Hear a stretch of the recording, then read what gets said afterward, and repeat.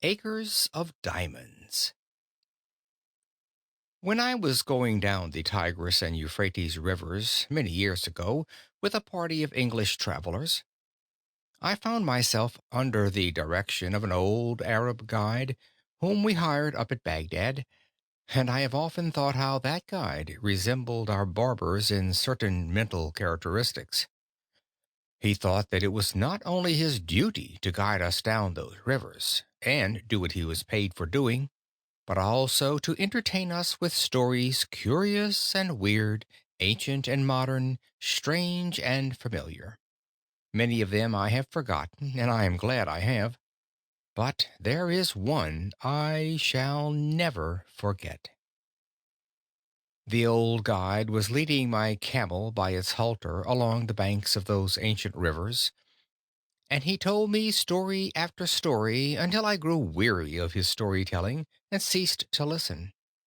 I have never been irritated with that guide when he lost his temper as I ceased listening, but I remembered that he took off his Turkish cap and swung it in a circle to get my attention. I could see it through the corner of my eye, and I determined not to look straight at him for fear he would tell another story. But although I am not a woman, I did finally look, and as soon as I did, he went right into another story.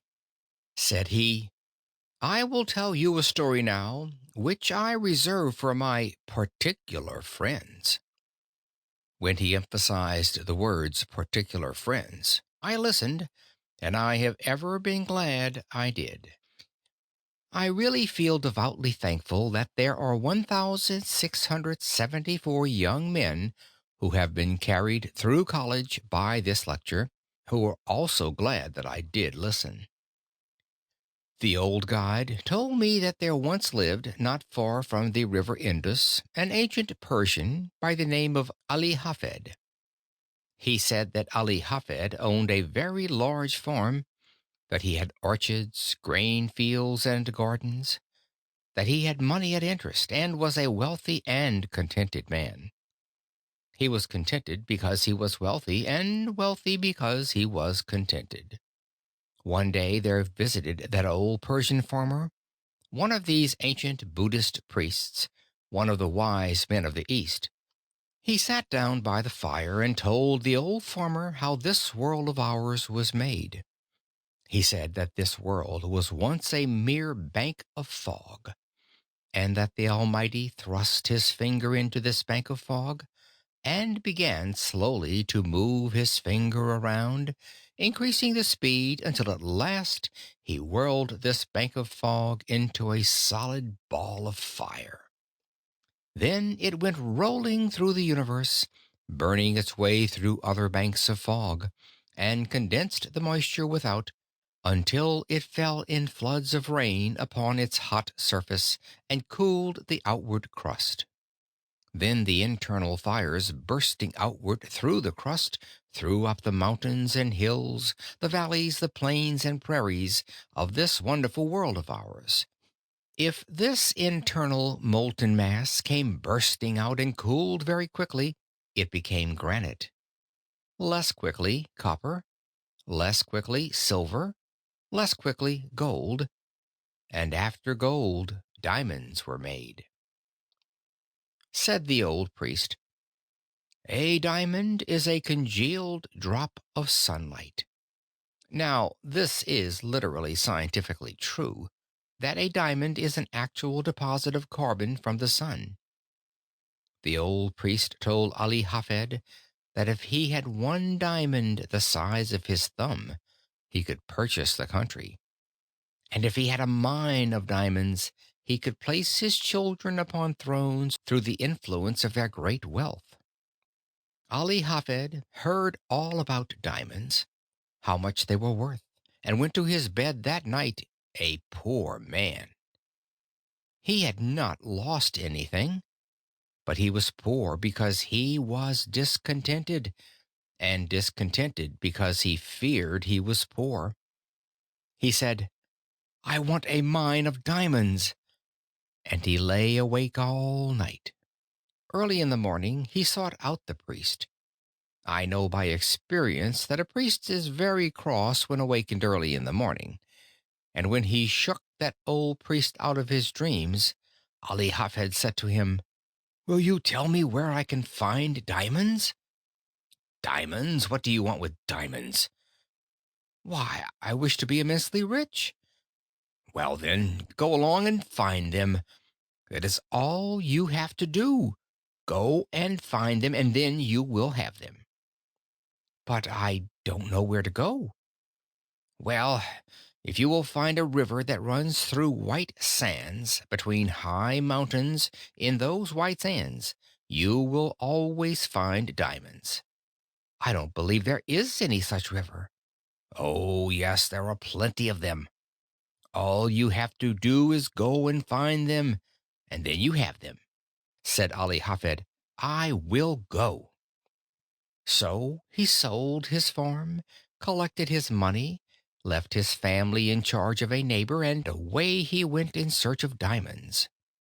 He began his search very properly, to my mind, at the Mountains of the Moon. Afterwards he came around into Palestine, then wandered on into Europe, and at last, when his money was all spent and he was in rags, wretchedness, and poverty, he stood by the shore of that bay at Barcelona in Spain, when a great tidal wave came rolling in between the pillars of Hercules, and the poor, afflicted, suffering, dying man could not resist the awful temptation to cast himself into that incoming tide, and he sank beneath its foaming crest, never to rise in this life again. When that old guide had told me that awfully sad story, he stopped the camel I was riding on, and went back to fix the baggage that was coming off another camel, and I had an opportunity to muse over his story while he was gone. I remember saying to myself, why did he reserve that story for his particular friends? There seemed to be no beginning, no middle, no end, nothing to it. That was the first story I had ever heard told in my life, and would be the first one I ever read in which the hero was killed in the first chapter. I had but one chapter of that story, and the hero was dead.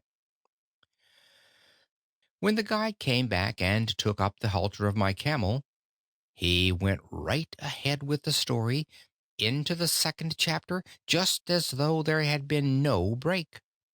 The man who purchased Ali Hafed's farm one day led his camel into the garden to drink, and as that camel put its nose into the shallow water of that garden brook, Ali Hafed's successor noticed a curious flash of light from the white sands of the stream. He pulled out a black stone having an eye of light reflecting all the hues of the rainbow. He took the pebble into the house and put it on the mantel which covers the central fires, and forgot all about it.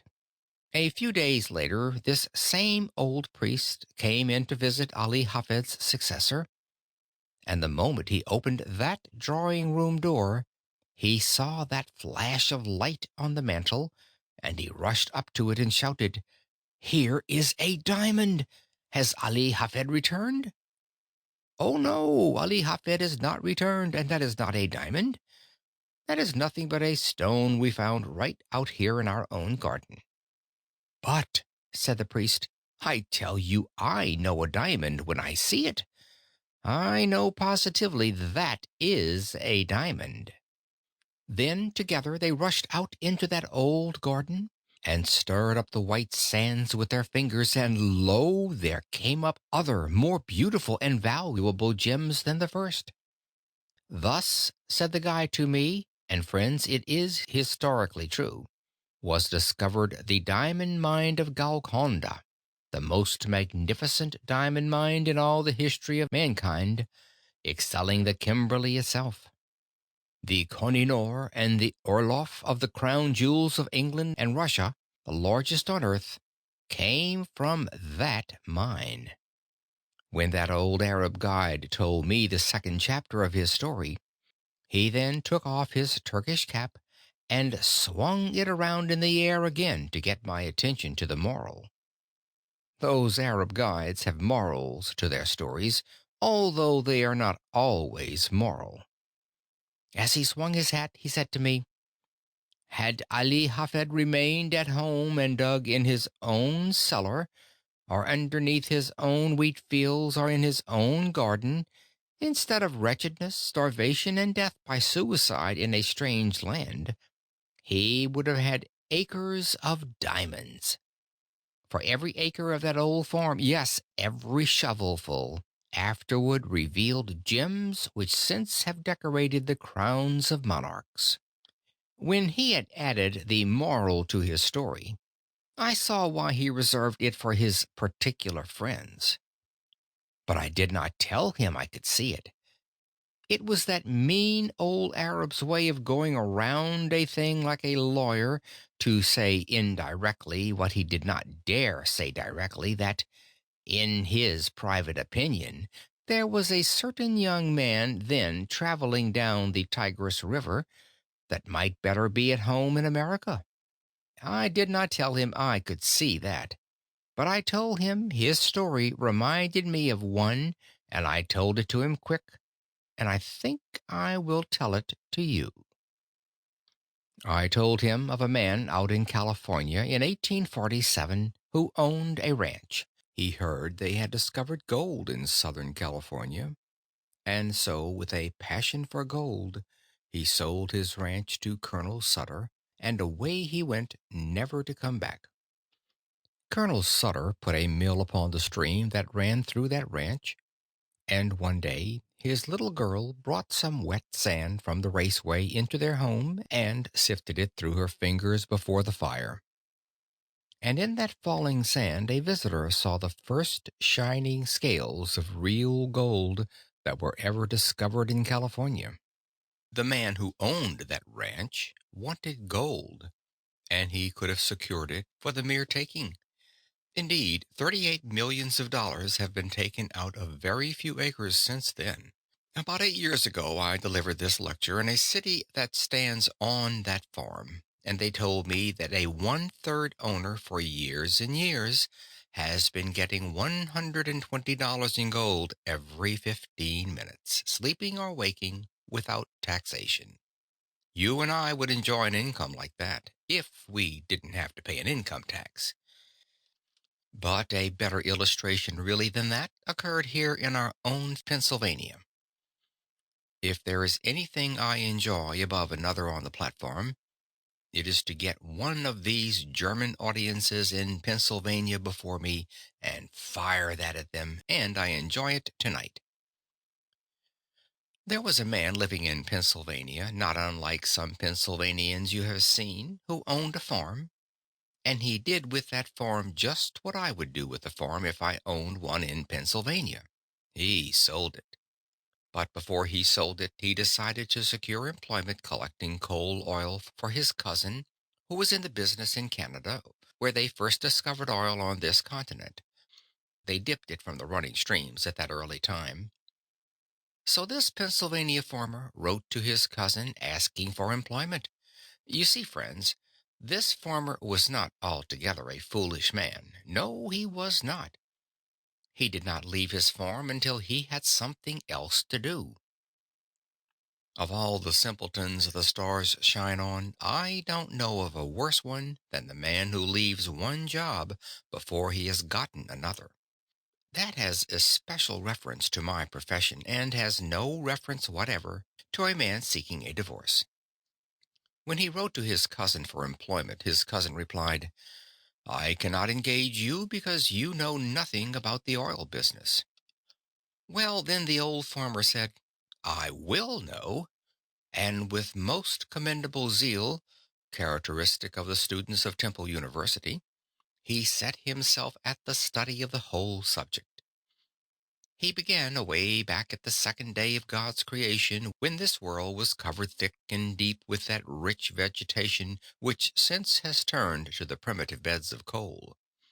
He studied the subject until he found that the drainings really of those rich beds of coal furnished the coal oil that was worth pumping, And then he found how it came up with the living springs.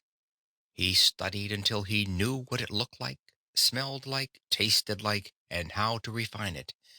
Now, said he in his letter to his cousin, I understand the oil business.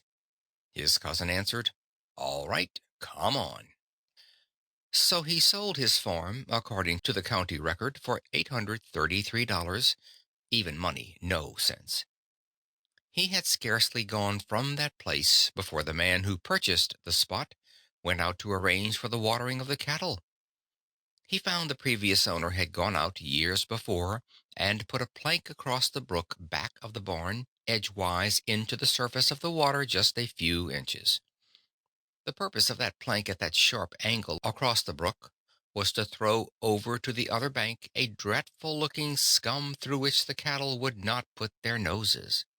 But with that plank there to throw it all over to one side, the cattle would drink below, and thus that man who had gone to Canada had been himself damming back for 23 years a flood of coal oil which the state geologists of Pennsylvania declared to us 10 years later was even then worth 100 millions of dollars to our state, and 4 years ago, our geologist declared the discovery to be worth to our state 1,000 millions of dollars. The man who owned that territory on which the city of Titusville now stands, and those Pleasantville valleys, had studied the subject from the second day of God's creation clear down to the present time. He studied it until he knew all about it, and yet he is said to have sold the whole of it for $833, and again I say, no sense. But I need another illustration. I found it in Massachusetts, and I am sorry I did because that is the state I came from. This young man in Massachusetts furnishes just another phase of my thought. He went to Yale College and studied mines and mining, and became such an adept as a mining engineer that he was employed by the authorities of the university to train students who were behind their classes. During his senior year, he earned $15 a week for doing that work. When he graduated, they raised his pay from $15 to $45 a week and offered him a professorship, and as soon as they did, he went right home to his mother. If they had raised that boy's pay from $15 to $15.60, he would have stayed and been proud of the place. But when they put it up to $45 at one leap, he said, Mother, I won't work for $45 a week. The idea of a man with a brain like mine working for $45 a week. Let's go out in California and stake out gold mines and silver mines and be immensely rich. Said his mother, Now, Charlie, it is just as well to be happy as it is to be rich. Yes, said Charlie, but it is just as well to be rich and happy too. And they were both right about it. As he was an only son and she a widow, of course he had his way. They always do. They sold out in Massachusetts, and instead of going to California, they went to Wisconsin, where he went into the employ of the Superior Copper Mining Company at $15 a week again, but with the proviso in his contract that he should have an interest in any mines he should discover for the company. I don't believe he ever discovered a mine, and if I am looking in the face of any stockholder of that copper company, you wish he had discovered something or other. I have friends who are not here because they could not afford a ticket, who did have stock in that company at the time this young man was employed there. This young man went out there, and I have not heard a word from him. I don't know what became of him, and I don't know whether he found any mines or not, but I don't believe he ever did. But I do know the other end of the line. He had scarcely gotten out of the old homestead before the succeeding owner went out to dig potatoes. The potatoes were already growing in the ground when he bought the farm, and as the old farmer was bringing in a basket of potatoes, it hugged very tight between the ends of the stone fence. In Massachusetts, our farms are nearly all stone wall. There you are obliged to be very economical of front gateways in order to have some place to put the stone. When that basket hugged so tight, he set it down on the ground, and then dragged on one side and pulled on the other side. And as he was dragging that basket through, this farmer noticed in the upper and outer corner of that stone wall, right next to the gate, a block of native silver 8 inches square. That professor of mines, mining, and mineralogy, who knew so much about the subject that he would not work for $45 a week, when he sold that homestead in Massachusetts, sat right on that silver to make the bargain. He was born on that homestead, was brought up there, and had gone back and forth rubbing the stone with his sleeve until it reflected his countenance and seemed to say, "Here is $100,000 right down here just for the taking." But he would not take it. It was in a home in Newburyport, Massachusetts, and there was no silver there. All away off. Well, I don't know where, and he did not, but somewhere else. And he was a professor of mineralogy. My friends, that mistake is very universally made. And why should we even smile at him? I often wonder what has become of him. I do not know it all, but I will tell you what I guess as a Yankee. I guess that he sits out there by his fireside tonight with his friends gathered around him, and he is saying to them something like this. "Do you know that man Conwell who lives in Philadelphia? Oh, yes, I have heard of him. Do you know that man Jones that lives in Philadelphia? Yes, I have heard of him too." Then he begins to laugh and shakes his sides and says to his friends, "Well, they have done just the same thing I did, precisely." And that spoils the whole joke, for you and I have done the same thing he did. And while we sit here and laugh at him, he has a better right to sit out there and laugh at us. I know I have made the same mistakes, but of course that does not make any difference, because we don't expect the same man to preach and to practice too.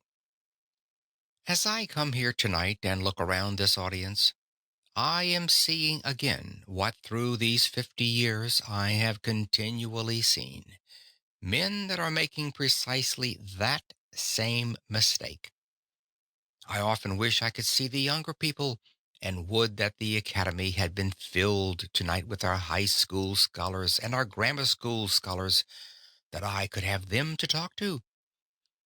While I would have preferred such an audience as that, because they are most susceptible, as they have not grown up into their prejudices as we have, they have not gotten into any custom that they cannot break, they have not met with any failures as we have. And while I could perhaps do such an audience as that more good than I can do grown up people, yet I will do the best I can with the material I have. I say to you that you have acres of diamonds in Philadelphia right where you now live. Oh, but you say, you cannot know much about our city if you think there are any acres of diamonds here. I was greatly interested in that account in the newspaper of the young man who found that diamond in North Carolina. It was one of the purest diamonds that has ever been discovered, and it has several predecessors near the same locality. I went to a distinguished professor in mineralogy and asked him where he thought those diamonds came from. The professor secured the map of the geologic formations of our continent and traced it. He said it went either through the underlying carboniferous strata adapted for such production westward through Ohio and the Mississippi, or in more probability came eastward through Virginia and up the shore of the Atlantic Ocean. It is a fact that the diamonds were there, for they have been discovered and sold, and that they were carried down there during the drift period from some northern locality. Now, who can say but some person going down with his drill in Philadelphia will find some trace of a diamond mine yet down here? Oh, friends, you cannot say that you are not over one of the greatest diamond mines in the world, for such a diamond as that only comes from the most profitable mines that are found on earth. But it serves simply to illustrate my thought, which I emphasize by saying if you do not have the actual diamond mines literally, you have all that they would be good for to you. Because now that the Queen of England has given the greatest compliment ever conferred upon American women for her attire, because she did not appear with any jewels at all at the late reception in England, it has almost done away with the use of diamonds anyhow. All you would care for would be the few you would wear if you wish to be modest, and the rest you would sell for money. Now then, I say again that the opportunity to get rich, to attain unto great wealth, is here in Philadelphia now, within the reach of almost every man and woman who hears me speak tonight. And I mean just what I say. I have not come to this platform, even under these circumstances, to recite something to you. I have come to tell you what, in God's sight, I believe to be the truth. And if the years of life have been of any value to me in the attainment of common sense, I know I am right.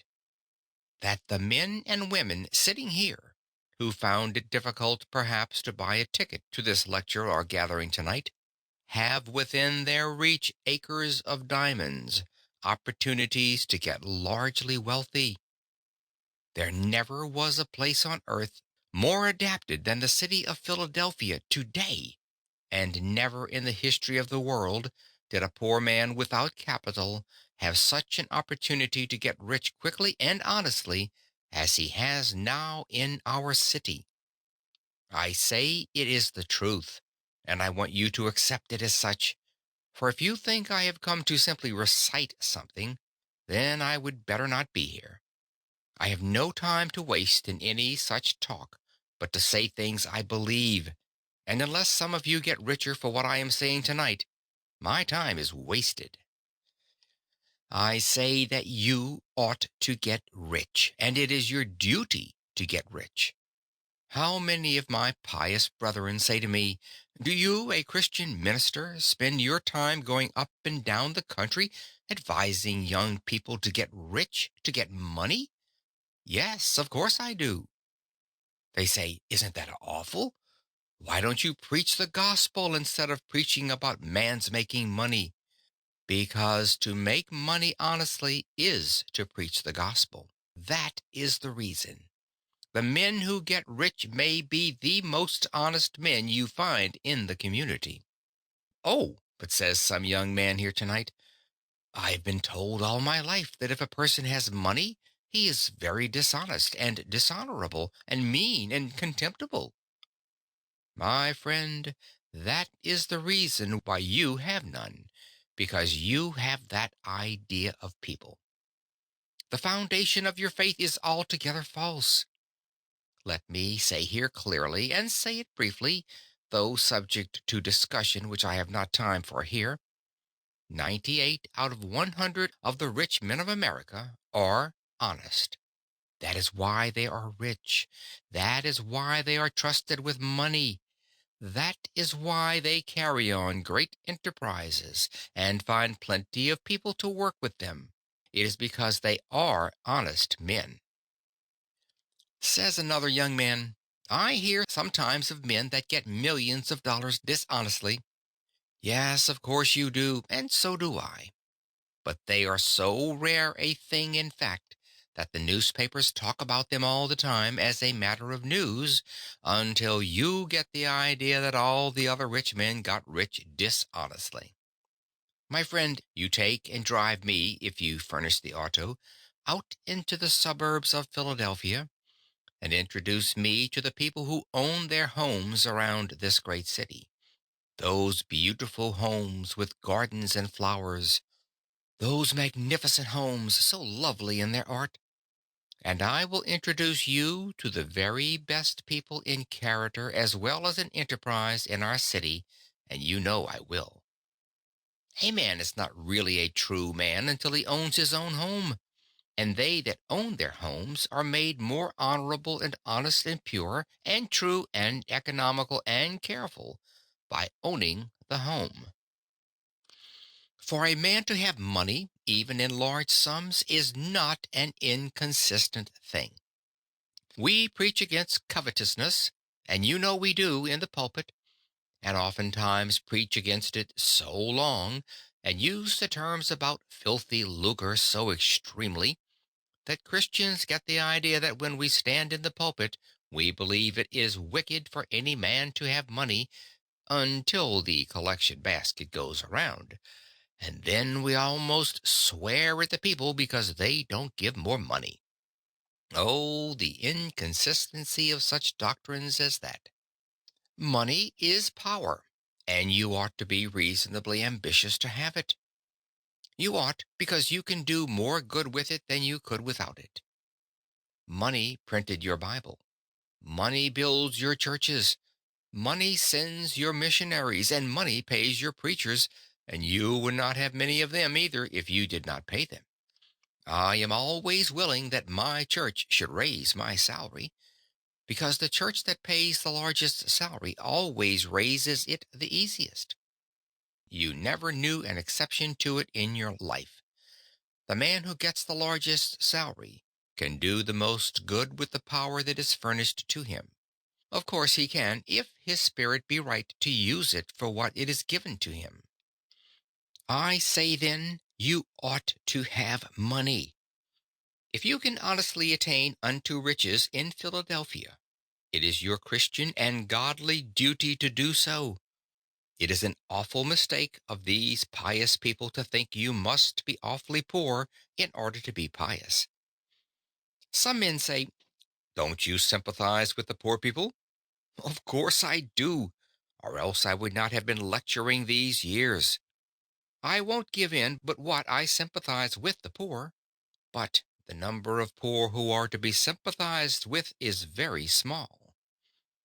To sympathize with a man whom God has punished for his sins, thus to help him when God would still continue a just punishment, is to do wrong, no doubt about it.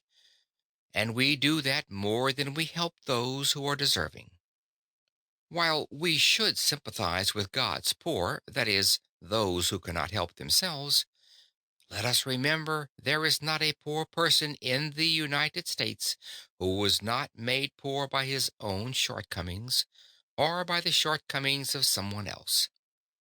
It is all wrong to be poor anyhow. Let us give in to that argument and pass that to one side. A gentleman gets up back there and says, "Don't you think there are some things in the world that are better than money?" Of course I do. But I'm talking about money now. Of course there are some things higher than money. Oh, yes, I know by the grave that has left me standing alone that there are some things in the world that are higher and sweeter and purer than money. Well do I know there are some things higher and grander than gold. Love is the grandest thing on God's earth, but fortunate the lover who has plenty of money. Money is power. Money is force. Money will do good as well as harm. In the hands of good men and women, it could accomplish, and it has accomplished, good. I hate to leave that behind me.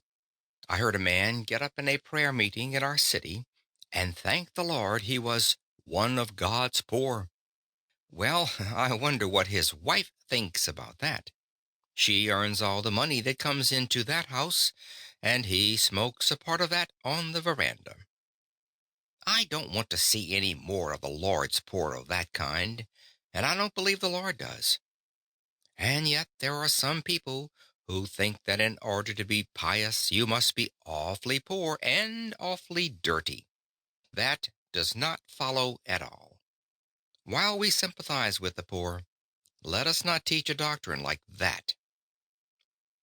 Yet the age is prejudiced against advising a Christian man, or as a Jew would say, a godly man, from attaining unto wealth. The prejudice is so universal, and the years are far enough back, I think, for me to safely mention that years ago up at Temple University, there was a young man in our theological school who thought he was the only pious student in that department. He came into my office one evening and sat down by my desk and said to me, "Mr. President, I think it is my duty, sir, to come in and labor with you." "What has happened now?" said he. "I heard you say at the Academy at the Pierce School commencement that you thought it was an honorable ambition for a young man to desire to have wealth, and that you thought it made him temperate, made him anxious to have a good name, and made him industrious. You spoke about man's ambition to have money helping to make him a good man. Sir, I have come to tell you the Holy Bible says that money is the root of all evil." I told him I had never seen it in the Bible, and advised him to go out into the chapel and get the Bible, and show me the place. So he went for the Bible, and soon he stalked into my office with the Bible open, with all the bigoted pride of the narrow sectarian, or of one who founds his Christianity on some misinterpretation of Scripture. He flung the Bible down on my desk and fairly squealed into my ear, "There it is, Mr. President. You can read it for yourself." I said to him, "Well, young man, you will learn when you get a little older that you cannot trust another denomination to read the Bible for you. You belong to another denomination. You are taught in the theological school, however, that emphasis is exegesis. Now, will you take that Bible and read it yourself and give the proper emphasis to it?" He took the Bible and proudly read, "The love of money is the root of all evil." Then he had it right. And when one does quote aright from that same old book, he quotes the absolute truth. I have lived through 50 years of the mightiest battle that old book has ever fought, and I have lived to see its banners flying free, for never in the history of the world did the great minds of earth so universally agree that the Bible is true, all true, as they do at this very hour. So I say that when he quoted right, of course, he quoted the absolute truth. The love of money is the root of all evil. He who tries to attain unto it too quickly or dishonestly will fall into many snares, no doubt about that. The love of money. What is that?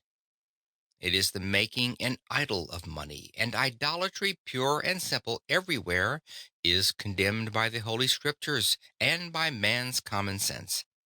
The man that worships the dollar instead of thinking of the purposes for which it ought to be used, the man who idolizes simply money, the miser that hoards his money in the cellar, or hides it in his stocking, or refuses to invest it where it will do the world good, that man who hugs the dollar until the eagle squeals has in him the root of all evil. I think I will leave that behind me now and answer the question of nearly all of you who are asking, is there opportunity to get rich in Philadelphia?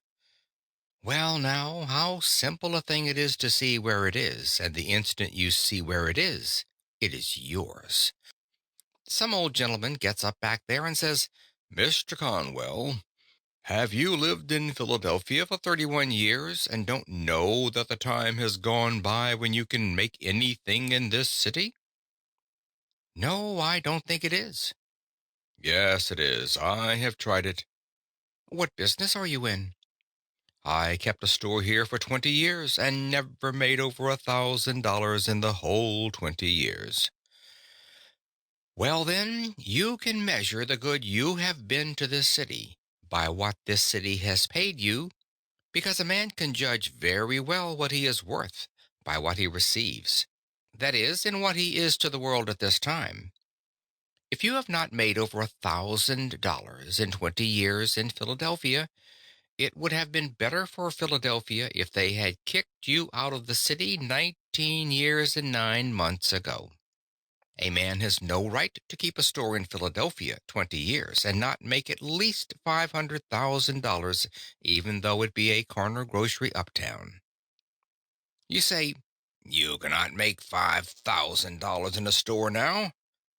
Oh, my friends, if you will take only 4 blocks around you and find out what the people want and what you ought to supply and set them down with your pencil and figure up the profits you would make if you did supply them, you would very soon see it.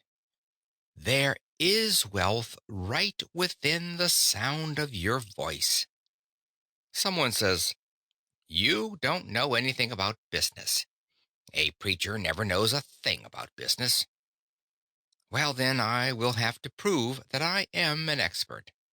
I don't like to do this, but I have to do it because my testimony will not be taken if I am not an expert. My father kept a country store, and if there is any place under the stars where a man gets all sorts of experience in every kind of mercantile transactions, it is in the country store. I am not proud of my experience, but sometimes when my father was away, he would leave me in charge of the store, though fortunately for him that was not very often.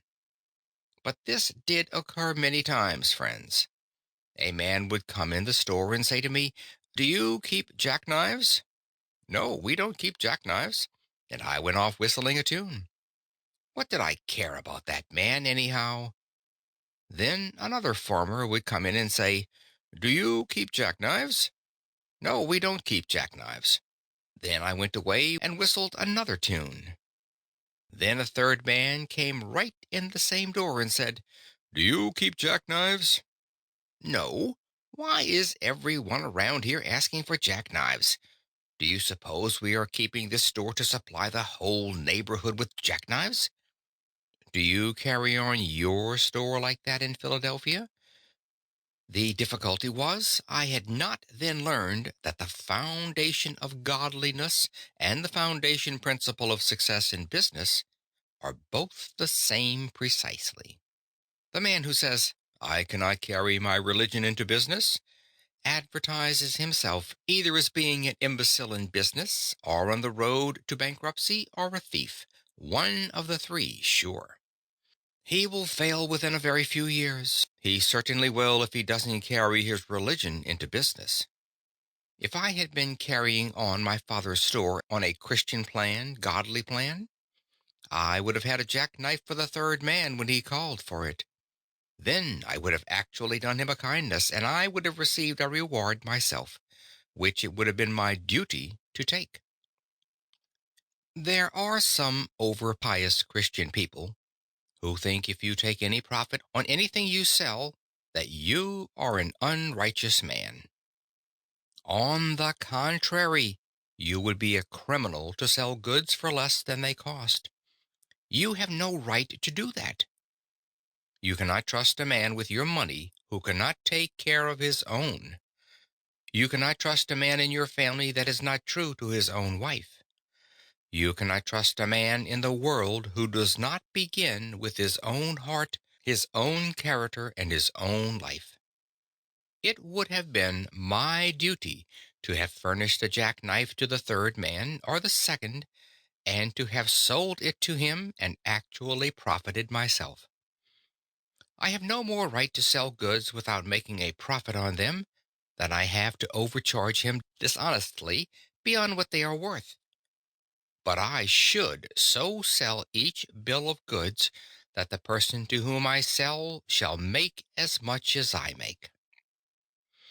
To live and let live is the principle of the gospel, and the principle of everyday common sense. Oh, young man, hear me. Live as you go along. Do not wait until you have reached my years before you begin to enjoy anything of this life. If I had the millions back, or 50 cents of it, which I have tried to earn in these years, it would not do me anything like the good that it does me now in this almost sacred presence tonight. Oh, yes, I am paid over and over 100-fold tonight for dividing as I have tried to do in some measure as I went along through the years. I ought not to speak that way. It sounds egotistic, but I am old enough now to be excused for that. I should have helped my fellow men, which I have tried to do, and everyone should try to do, and get the happiness of it. The man who goes home with the sense that he has stolen a dollar that day, that he has robbed a man of what was his honest due, is not going to sweet rest. He arises tired in the morning and goes with an unclean conscience to his work the next day. He is not a successful man at all, although he may have laid up millions. But the man who goes through life dividing always with his fellow men, making and demanding his own rights and his own profits, and giving to every other man his rights and profits, lives every day, and not only that, but it is the royal road to great wealth. The history of the thousands of millionaires shows this to be the case. The man over there, who said he could not make anything in a store in Philadelphia, has been carrying on his store on the wrong principle. Suppose I go into your store tomorrow morning and ask, "Do you know neighbor A who lives 1 square away at house number 1240?" "Oh, yes, I have met him. He deals here at the corner store." "Where did he come from?" "I don't know." "How many does he have in his family?" "I don't know." "What ticket does he vote?" "I don't know." "What church does he go to?" "I don't know and don't care. What are you asking all these questions for?" If you had a store in Philadelphia, would you answer me like that? If so, then you are conducting your business just as I carried on my father's business in Worthington, Massachusetts. You don't know where your neighbor came from when he moved to Philadelphia, and you don't care. If you had cared, you would be a rich man now. If you had cared enough about him to take an interest in his affairs, to find out what he needed, you would have been rich. But you go through the world saying, "No opportunity to get rich." And there is the fault right at your own door. But another young man gets up over there and says, "I cannot take up the mercantile business." While I am talking of trade, it applies to every occupation. "Why can't you go into the mercantile business?" "Because I haven't any capital." Oh, the weak and dullish creature that can't see over its collar. It makes a person weak to see these little dudes standing around the corners and saying, "Oh, if I had plenty of capital, how rich I would get." Young man, do you think you are going to get rich on capital? Certainly. Well, I say certainly not. If your mother has plenty of money and she will set you up in business, you will set her up in business supplying you with capital. The moment a young man or woman gets more money than he or she has grown to by practical experience, that moment he has gotten a curse. It is no help to a young man or woman to inherit money. It is no help to your children to leave them money, but if you leave them education, if you leave them Christian and noble character, if you leave them a wide circle of friends, if you leave them an honorable name, it is far better than that they should have money. It would be worse for them, worse for the nation, that they should have any money at all. Oh, young man, if you have inherited money, don't regard it as a help. It will curse you through your years and deprive you of the very best things of human life. There is no class of people to be pitied so much as the inexperienced sons and daughters of the rich of our generation. I pity the rich man's son. He can never know the best things in life. One of the best things in our life is when a young man has earned his own living, and when he becomes engaged to some lovely young woman and makes up his mind to have a home of his own. Then, with that same love, comes also that divine inspiration toward better things, and he begins to save his money. He begins to leave off his bad habits and to put money in the bank. When he has a few $100s, he goes out in the suburbs to look for a home. He goes to the savings bank perhaps for half of the value, and then goes for his wife. And when he takes his bride over the threshold of that door for the first time, he says, in words of eloquence my voice can never touch, I have earned this home myself. It is all mine, and I divide with thee. That is the grandest moment a human heart may ever know. But a rich man's son can never know that. He takes his bride into a finer mansion, it may be, but he is obliged to go all the way through it and say to his wife, my mother gave me that, my mother gave me that, and my mother gave me this, until his wife wishes she had married his mother. I pity the rich man's son.